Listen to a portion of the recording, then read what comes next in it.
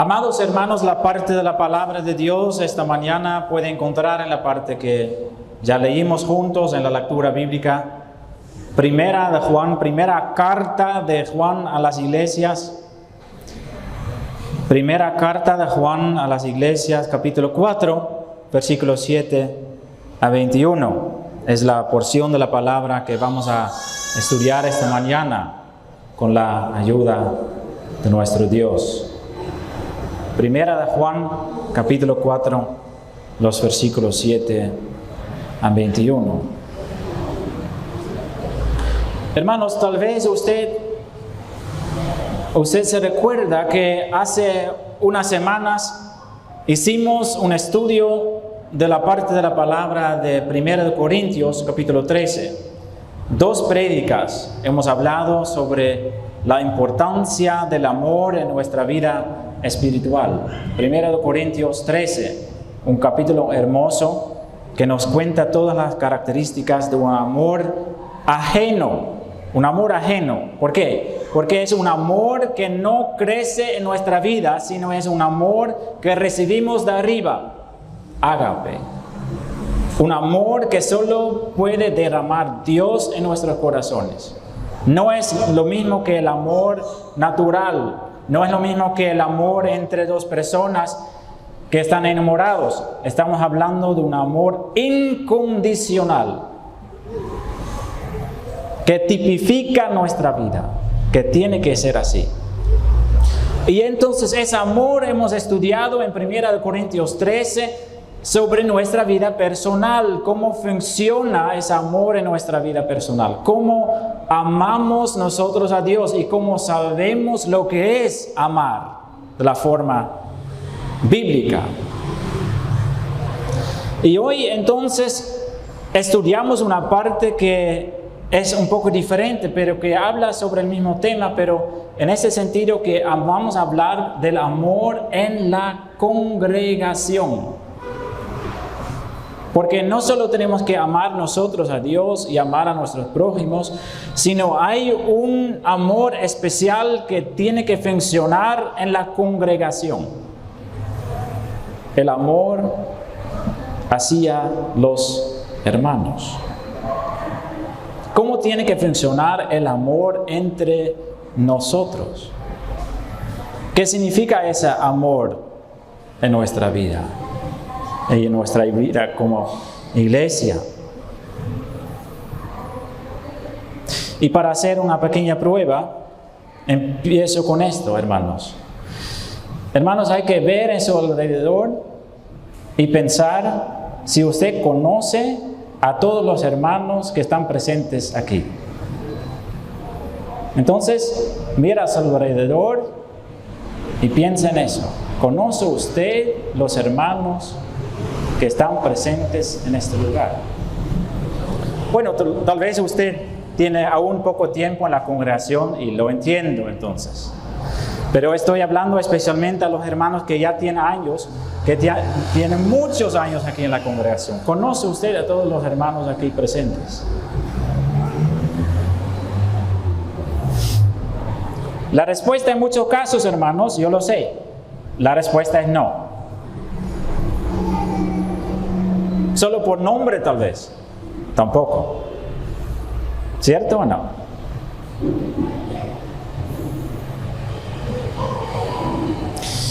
Entonces, ¿qué concluimos? Podemos concluir que lo que vamos a estudiar es muy útil para nosotros. ¿Sí? Porque si nosotros tenemos que decir, yo conozco algunas personas, al menos por nombre, pero el resto no conozco, significa que el amor en la iglesia, en su vida, no está funcionando bien. Así no es mencionado. Entonces de eso vamos a hablar, ¿sí? Entonces, ¿ama usted la iglesia? ¿Amamos nosotros la iglesia, hermanos? No le escucho.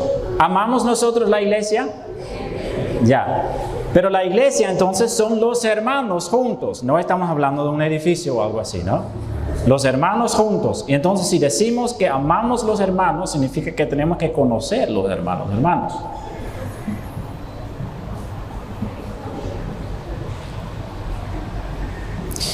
Por eso, por ejemplo, es muy importante de participar en las actividades. Ayer tuvimos una linda reunión de oración. ¿Sí? Pero muchos no estaban presentes. O muchos nunca han asistido a una reunión de oración. Pero en una reunión de oración no es solo que la persona habla con Dios, sino hay un proceso en el grupo que hace unidad y juntos conocemos el uno al otro, sabemos las necesidades del uno al otro, sabemos con qué está luchando la persona y eso hace un vínculo. Entonces, hermanos, muy importante, si usted quiere desarrollar el amor por la iglesia en su vida, participar en las actividades. Solo entrar, sentar en una silla, escuchar la prédica y salir, eso causa que usted no tiene una relación con los otros hermanos y nunca lo va a tener. Jamás. ¿Sí? Y entonces de eso vamos a hablar, porque vamos a ver, hermanos, que el amor en la congregación y trabajar en eso es un mandato de Dios. Si nosotros no hacemos lo que Dios nos manda, pecamos. Lo voy a repetir. Trabajar en el amor entre hermanos es un mandato de Dios. Si no lo hacemos, pecamos. Si usted no trabaja en el amor entre hermanos, está en pecado. Tal vez es la primera vez que lo va a escuchar, pero es bueno saberlo, ¿sí? Para eso tenemos la palabra. Esa parte habla claramente de eso. Vamos a la porción de la palabra, hermanos. ¿Qué dice el primer versículo que vamos a estudiar? El versículo 7. El versículo 7 dice, amados. Amados, empieza ese versículo. Es muy bonito porque esa palabra que está usando Juan en griego contiene ágape. Significa amados con un amor incondicional. Amados de parte de Dios. Hermanos, si nosotros creemos en Cristo como nuestro Señor y Salvador y tenemos el anhelo de seguir sus pasos, somos amados. Amados con un amor incondicional. Somos amados. Y eso es algo hermoso, especialmente, hermanos, para los hermanos. Y yo sé que hay presentes en este lugar, hermanos que nunca han experimentado ser amado en su vida. Dios le ama.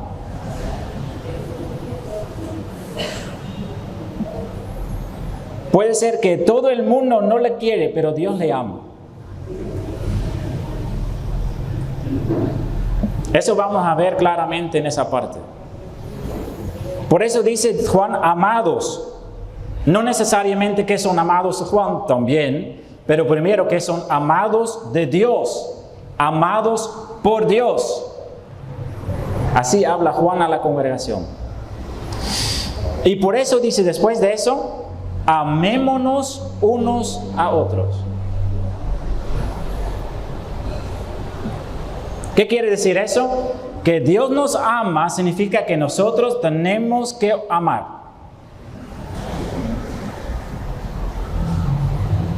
Amados por el Señor, amemos unos a otros. ¿Por qué? Porque el amor es de Dios. Un amor ajeno. Un amor que no crece en nuestra vida, como he dicho. Es un amor que nosotros hemos recibido. Más adelante esa parte lo dice con más claridad. Un amor que nosotros hemos recibido. Y nosotros entonces, dice Juan, hemos recibido ese amor de Dios para que nosotros amamos. Entonces no solo que nosotros nos sentimos amados por Dios, sino que nosotros también amamos a los demás. Es un amor para compartir. Dios nos da su amor y dice, yo le lleno con mi amor para que usted lo pueda compartir. Siempre es así.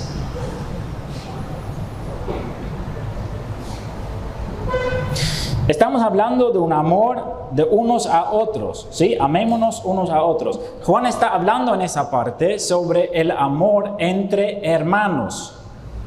En toda esa parte está hablando sobre amor entre hermanos, amor en la congregación, en la iglesia. entre hermanos. Entonces, ¿qué dice? Amamos unos a otros. ¿Cómo podemos amar a un hermano que no lo conocemos?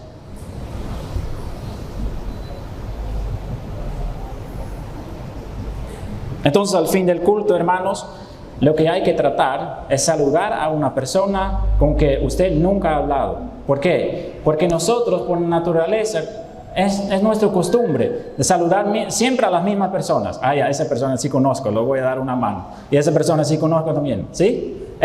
No es una decisión que hacemos conscientemente, sino una costumbre, ¿sí? Para saludar a las personas que nos gustamos o que conocemos. Pero la palabra dice que tenemos que amar a todos por igual. Difícil, ¿no? Entonces también ese hermano que a usted no le gusta mucho, o con que tenía un conflicto en el pasado, o ese hermano con que no está de acuerdo, o ese hermano que siempre hace tal o tal cosa que a usted no le gusta, o ese hermano que siempre habla cuando todos no quieren que va a hablar, o ese hermano que nunca habla, o ese hermano que siempre huye de la puerta cuando termina el culto, o ese líder de la iglesia que siempre hace errores. Todo por igual, hermanos. Preferencia es pecado, ¿sí lo saben? Tener preferencia en nuestra familia, preferencia en nuestra congregación, pecado es. Pecado, hermanos. No es un pequeño error, es pecado. ¿Sí? Entonces, tenemos que amar a todos por igual. Yo también.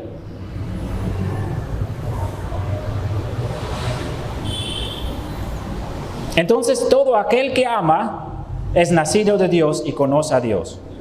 Suena fácil, ¿no? Todo que ama pertenece a Dios, dice Juan. Pero luego él va a explicar qué significa ese amor.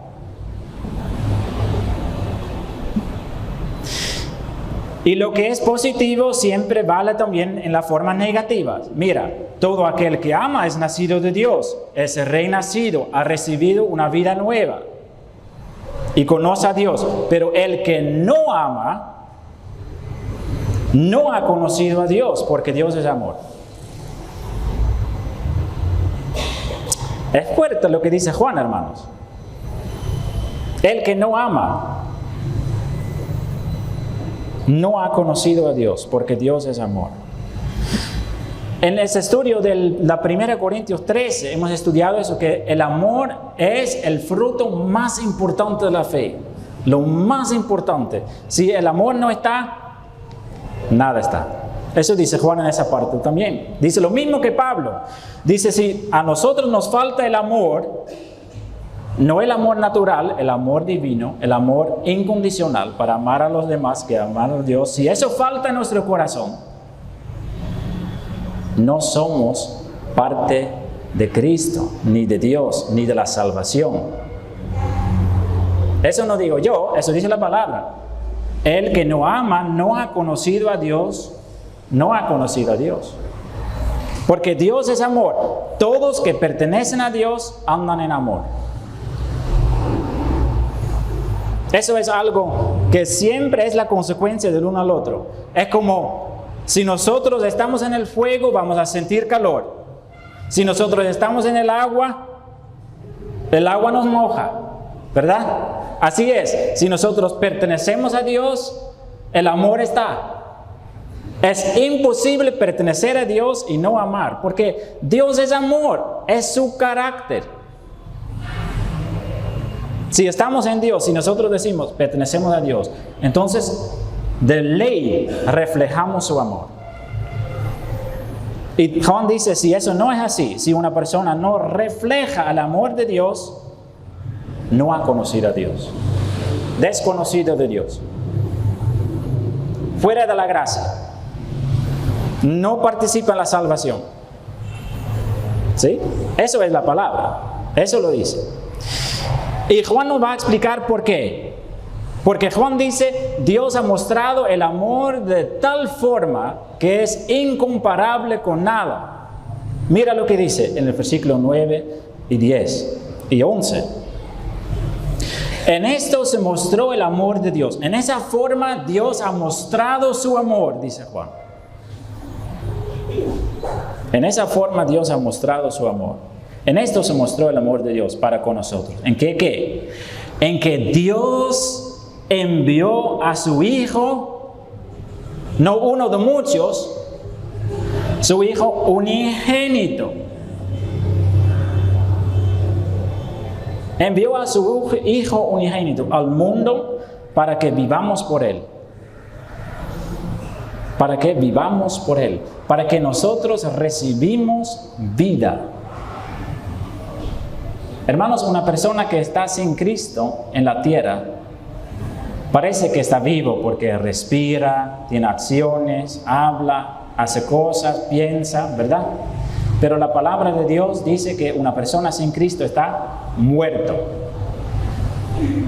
Muerto. Esa persona no sabe lo que es vivir.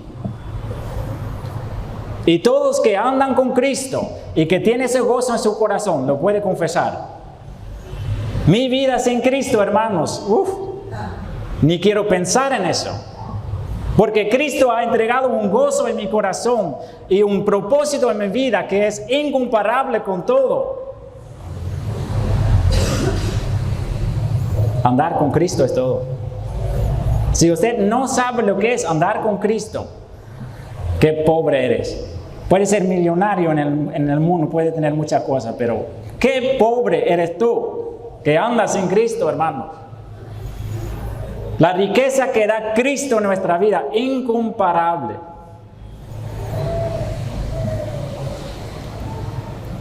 Entonces, Dios envió a su Hijo para que nosotros vamos a recibir vida. En esto consiste el amor, dice Juan en el versículo 10. No en que nosotros hayamos amado a Dios, sino en que Él nos amó a nosotros. ¿Y qué dice después? Y envió a su Hijo en propiciación por nuestros pecados, para reconciliación. ¿Qué dice Juan en esa parte? Hermanos, ningún ser humano en toda la historia del mundo ha pedido a Dios para enviar a su Hijo, para salvarnos. ¿Qué quiero decir con eso? Mira, cuando Adán y Eva escogieron de dejar los caminos de Dios y escuchar a Satanás, entró la maldad y el pecado en nuestro corazón, y el pecado destruyó todo. Y desde ahí ningún ser humano de sí mismo está buscando ser reconciliado con Dios. Ninguno. Ni uno. Luego lo vamos a ver. Que Juan dice, yo amo a Dios porque Él me amó primero. Si nosotros estamos buscando a Dios, si nosotros estamos buscando la reconciliación con Él, o si lo hemos recibido, solo es porque Dios mismo obró eso en nosotros. Para anhelar ser reconciliado, porque naturalmente lo único que queremos hacer es servir a Satanás, no abiertamente, sino hacer el pecado, cosas que nosotros le gustamos hacer.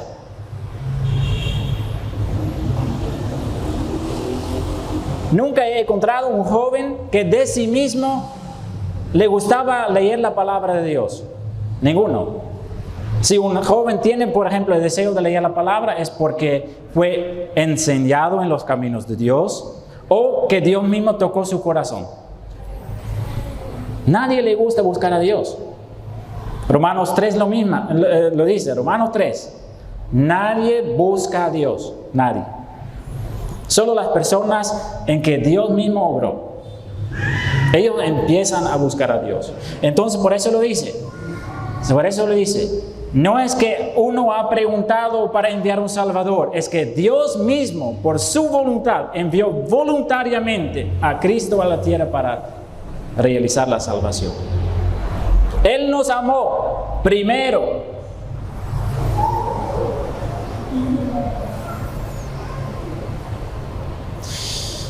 Él nos amó a nosotros y envió a su Hijo a su hijo, su único hijo, para ser maltratado, golpeado, molido, torturado, clavado en una cruz, morir una muerte cruel. Entonces, ¿qué quiere decir Juan con eso? Porque a veces aislamos ese versículo y decimos, mira, el Evangelio, lo predicamos y está bien, pero hay que ver el contexto. ¿Por qué dice Juan esto en esta parte? Es porque él dice, mira, como Dios nos amó enviando a su propio Hijo, así tenemos que amar nosotros a los hermanos. Eso es el mensaje de esa parte. Tú tienes que amar a su hermano como Cristo nos ama, como Dios nos amó enviando a su propio Hijo. Eso es el mensaje de esa parte, ¿sí? Él lo dice, versículo 11, mira, amados, si Dios nos ha amado así, enviando a su propio Hijo, debemos también nosotros amarnos unos a otros. No son mis pensamientos, literalmente la palabra de Dios lo dice. Y después dice algo que podemos nosotros entender muy bien. Mira lo que dice en el versículo 12. Nadie ha visto jamás a Dios. Nadie. Nadie ha visto jamás a Dios. Pero si nosotros amamos unos a otros, si el amor entre nosotros está funcionando, ¿qué va a pasar? Dios permanece en nosotros y su amor se ha perfeccionado en nosotros. Juan quiere decir que si nosotros practicamos el amor entre nosotros, el mundo va a ver a Dios. Una vez más, si nosotros realmente vamos a practicar el amor entre nosotros, el mundo va a ver a Dios en nosotros. Porque, ¿qué es la característica más importante de Dios? La característica más importante de Dios es amor. Dios es amor. Dios es amor. Entonces, si nosotros entre nosotros reflejamos ese amor que Dios nos ha dado, el mundo va a decir, mira, esos hermanos, es increíble. Si yo entro en una reunión de ahí, yo puedo sentir que ellos aman el uno al otro. Yo lo puedo decir, hermano, si nosotros vamos a trabajar en eso, porque eso es el mensaje de esta mañana, ya lo puedo decir. Es un ánimo quiero darles el ánimo para trabajar en el amor. Porque amar es un verbo. Para trabajar en el amor, para que nosotros vamos a formar una unidad de amor, para que todo el mundo va a decir, mira, ahí está Dios presente. Porque podemos sentir su amor. Cada persona que entra por esa puerta, sea solo por un ratito, puede sentir si la congregación tiene amor o no.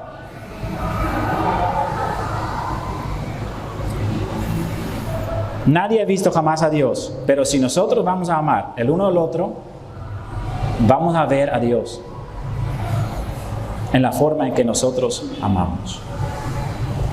Y entonces, después de eso dice Juan, y eso no vamos a estudiar con mucha profundidad por el tiempo, versículo 13 dice, en esto conocemos que pertenecemos en Él, y Él en nosotros, en el que nos ha dado de su Espíritu. Es bastante importante ese versículo, y yo voy a resumirlo corto, porque puedo dar otra prédica más solo de ese versículo. Hermanos, cuando Dios entra verdaderamente en nuestro corazón, Él envía su Espíritu en nosotros, para habitar en nosotros. Y significa que el Espíritu va a obrar en nosotros para transformarnos y para unirnos con Dios. Entonces es la prueba más importante. Porque, por ejemplo, si una persona toma la decisión de aceptar a Cristo, pero si no lo hace de todo corazón, si no lo hace siendo consciente, sabiendo lo que está haciendo, significa que el Espíritu no entra y esa persona no va a cambiar, y significa que esa decisión, una vez tomada, no tiene valor. Solo tiene valor si es de todo corazón y si el Espíritu viene para cambiar la vida. Entonces, ¿qué es la prueba que pertenecemos a Cristo? El Espíritu, dice Juan. En esto conocemos que pertenecemos en Él, dice Juan. Que Él nos ha dado su Espíritu. Si el Espíritu no está obrando en nuestra vida, si no hay ningún cambio en su vida después que tomó la decisión, significa que el Espíritu no está, hermanos. Porque el Espíritu es la prueba que pertenecemos en Él. Palabra de Dios. Ahora, puedo dar una prédica completa de eso, pero de eso no tenemos tiempo. Después de eso dice Juan, y nosotros hemos visto y testificamos que el Padre ha enviado al Hijo, el Salvador del mundo. Juan dice, yo soy apóstol. Yo he visto con mis propios ojos a Cristo, como Él fue enviado y ser Salvador del mundo.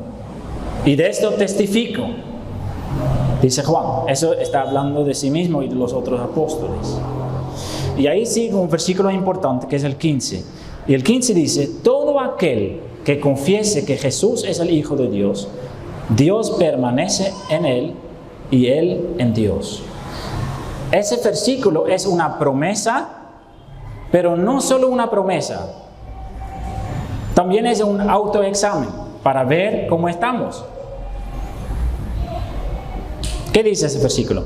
Todo aquel que confiese que Jesús es el Hijo de Dios, Dios permanece en Él y Él en Dios. Podemos decir, es una promesa. Mira, porque si nosotros confesamos que Jesús es el Hijo de Dios, entonces Dios permanece en mí y yo en Dios. Promesa. Pero lo puede cambiar también el significado. Y yo creo que eso es el significado original. ¿Qué dice? Que no solo lo que decimos con nuestra boca,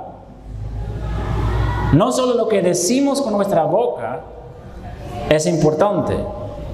Lo que más importante es en nuestra vida espiritual es permanecer en Dios.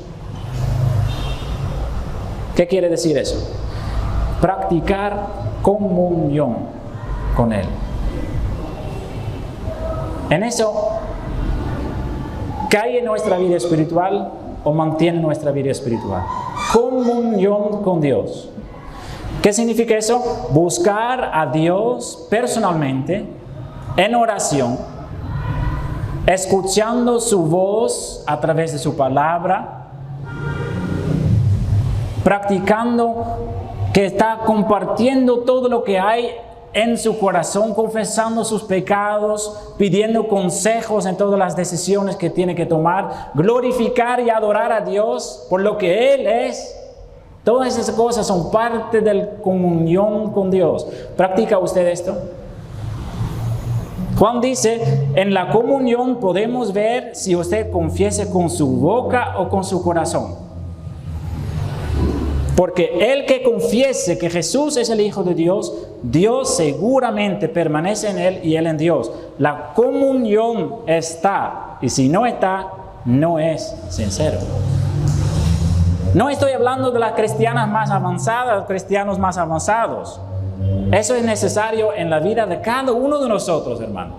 Si nosotros no tenemos comunión con Dios, si no hablamos diariamente con Él, si no andamos con Él pidiendo cada momento sus consejos en todo lo que hacemos, algo está mal, hermanos. Y siempre hay posibilidad de empezar con esto. Ya, hoy. Leyendo la palabra, pidiendo por el Espíritu Santo para que Él le guíe en la lectura. Y a través de la lectura Dios le va a hablar. Siempre. Seguro.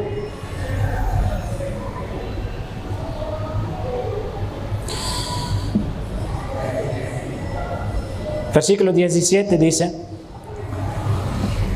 16, disculpe. Y nosotros hemos conocido y creído el amor que Dios tiene para con nosotros. Dios es amor. Y el que permanece en el amor, permanece en Dios y Dios en Él. Eso ya expliqué desde la otra parte. Si nosotros decimos que estamos con Dios, reflejamos su amor, porque Dios es amor. Si una persona dice, yo soy cristiano, Pero si usted no puede percibir el amor en esa persona, él puede decir cualquier cosa, pero el amor tiene que estar. Si el amor no está con Dios. Puede ser que está apartado o puede ser que nunca ha estado con Dios, pero si un cristiano no actúa con amor, si un cristiano no está reflejando el amor de Cristo, la comunión no está funcionando. De ley. Y eso pasa a veces en la vida espiritual, ¿verdad? Que un tiempo descuidamos nuestro tiempo personal con Dios. ¿Y qué pasa? Nos apartamos de Dios y entonces el amor no está. Porque Juan lo dice, si estamos con Dios, el amor está. Pero si no estamos con Dios, el amor tampoco está. Es un amor ajeno que no viene de nosotros. Solo lo podemos reflejar. Solo podemos ser llenados desde arriba con este amor. Tenemos que buscarlo todos los días. ¿Y qué tan importante es ese amor? Porque luego, dice Juan, en el versículo 17, en esto se ha perfeccionado el amor en nosotros, para que tengamos confianza en el día del juicio. ¿Qué es eso, hermanos? El día del juicio. El día del juicio. ¿Hay un juicio para los que creen en Cristo? Sí, hay un juicio para los que creen en Cristo. Claramente, hermanos. Ese error está corriendo por todos lados también. Que hay personas que dicen, ya, ahora soy cristiano, Cristo murió por mí, ya no voy a estar en el juicio. ¿En serio? Mi palabra dice otra cosa. En esa parte ya lo dice. No dice, el que ha perfeccionado en el amor no va a estar en el juicio. No lo dice. Dice, no es necesario tener temor para el día del juicio. Hay dos otras partes de la palabra que hablan claramente que nosotros como cristianos vamos a estar en un juicio. Hay muchas partes, pero por ejemplo Romanos 14. Romanos 14, versículo 10 a 11. Dice, pero tú, ¿por qué juzgas a tu hermano? O también, ¿por qué menosprecias a tu hermano? Porque todos compareceremos ante el tribunal de Cristo. ¿Quién? Pocos. Todos. Pablo lo está diciendo a los hermanos. No estamos hablando del mundo perdido. ¿Ya? Y otra parte dice lo mismo, 2 Corintios 5.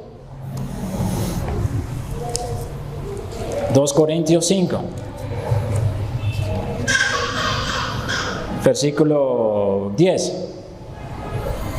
Porque es necesario que todos nosotros, ¿sí?, comparezcamos ante el tribunal de Cristo. ¿Sí? Y entonces, basta con ese error, hermanos. Todos nosotros tenemos que dar cuentas a Dios. ¿Cuentas de qué? ¿Cuentas de nuestra vida anterior, antes de creer en Cristo? De eso no. Porque eso llegó Cristo ya.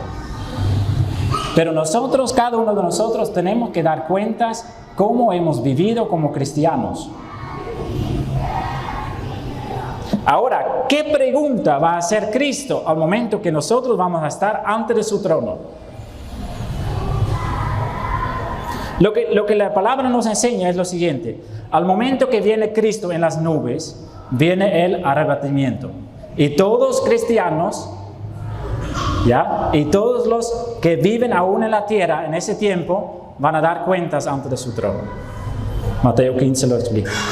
25, Mateo 25. Y ahí tenemos que dar cuentas. Cuentas que hemos hecho nosotros con que Cristo nos ha dado. Y la primera pregunta que Cristo va a hacer es la pregunta que Él hizo a Pedro en el último capítulo del Evangelio de Juan.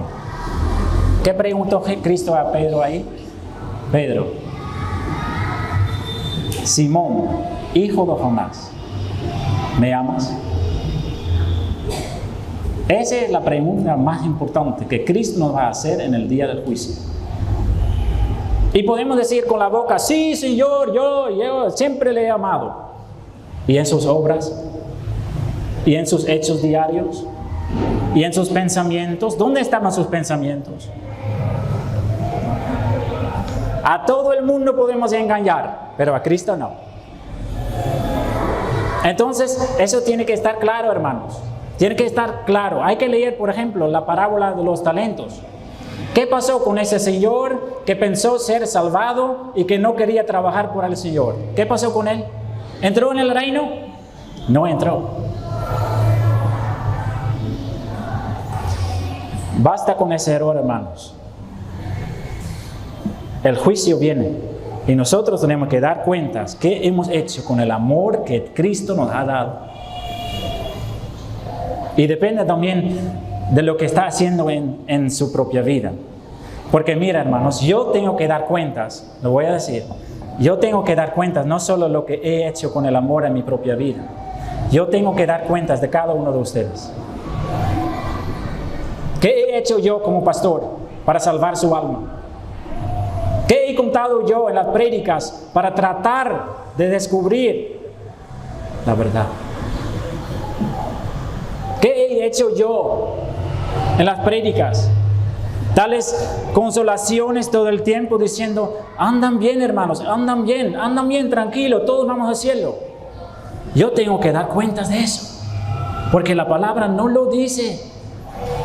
No, a mí no me importa que todos los predicadores lo van a predicar. Que dice que todos que van a la iglesia van al cielo. Hermanos, yo no lo puedo hacer, porque yo tengo que dar cuentas ante el trono de Dios, de cada uno de ustedes. De cada uno. ¿Cómo he predicado yo? Este año, yo prediqué ya más que, desde el inicio de mi ministerio aquí, yo prediqué más que 100 veces aquí en la iglesia. Creo que 62 veces en los domingos y más que 52 veces en los estudios bíblicos. Más que 110 prédicas. Y todo uno tengo que dar cuentas ante Dios. Y usted tiene que dar cuenta ante Dios de cada prédica que ha escuchado. Cristo lo va a decir. Cristo va a decir a usted. ¿Y qué ha hecho con esa prédica que le enseñó para trabajar para el Señor? Ya, pero yo no era muy madurado en la fe. No es para maduros en la fe, hermanos. Trabajar en el reino es para todos los cristianos.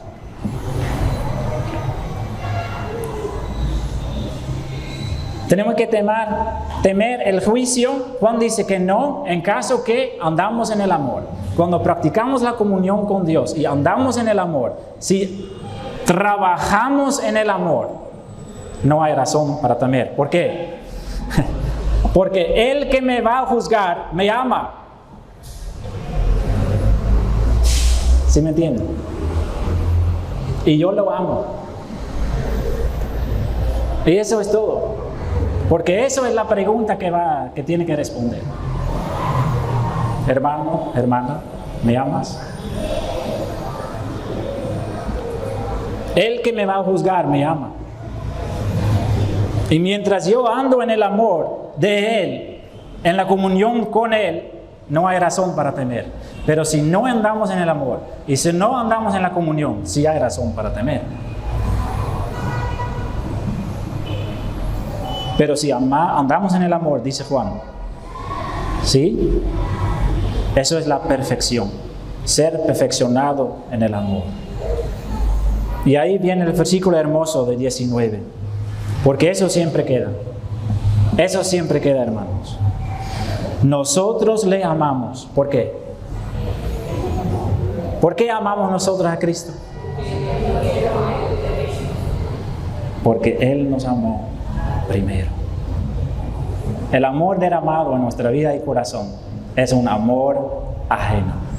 Es un amor que viene de Dios. Y ahí la conclusión. ¿Qué dice Juan en el versículo 20? Si alguno dice, yo amo a Dios y aborrece a su hermano, ¿qué es? Mentiroso. Palabra fuerte, ¿no? Juan no dice, si un hermano aún no tiene la fe tan grande para amar a todos incondicionalmente, tenemos que tener paciencia para que él sí. No. El que aborrece a su hermano, no importa cuántos años ya es cristiano o qué tan poco tiempo es cristiano, ¿qué dice? Mentiroso es. ¿Por qué? Porque lo expliqué. Si nosotros andamos en Dios, ese amor nos llena. Y es imposible de aborrecer. Si nosotros tenemos a veces ese sentimiento de aborrecer a nuestros hermanos, tenemos que ver, no tenemos que decir, ya, pero ese hermano hace mal tal cosa y mal tal cosa y mal tal cosa, y entonces autojustificarnos, decir, no es mi culpa, es la culpa de la persona que anda mal. Pero ¿qué dice la palabra de Dios? Si nosotros aborrecemos a un hermano, algo está mal aquí adentro con nuestro amor. Esa es la razón, la única razón. Puede ser que la persona anda mal, pero igual tenemos que amarlo. Puede ser que ese hermano es el más difícil de la iglesia, pero igual tenemos que amarlo. Igual, siempre. Trabajemos en esto, hermanos. Trabajemos en esto. ¿Cómo puede amar a Dios a quien no ha visto si dice que no quiere amar a su hermano que ha visto? Su amor no es verdadero, dice Juan. Y entonces, versículo 21 para terminar. Y nosotros tenemos este mandamiento. No hay consejo, mandamiento de Él. El que ama a Dios, ama también a su hermano.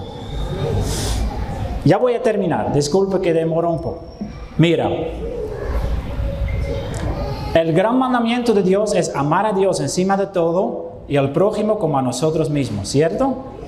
Pero Juan pone otro mandamiento aquí. ¿Qué es el mandamiento? Y eso no hay que olvidar, porque muchos lo olviden. Tenemos que amar a Dios encima de todo. Tenemos que amar a nuestros hermanos como Dios nos amó. Y ahí los que fuera de la iglesia tenemos que amar como a nosotros mismos. Hay 3 entonces, no solo 2. Amar a Dios encima de todo. A nuestros hermanos como Cristo nos amó. Y a los demás como a nosotros mismos. Hay razones entonces para aborrecer a alguien. Y no hay que tomarle esa palabra muy literal porque dice aborrecer es muy fuerte. Pero si usted no quiere hablar con algún hermano, si usted niega a algún hermano, eso es aborrecer.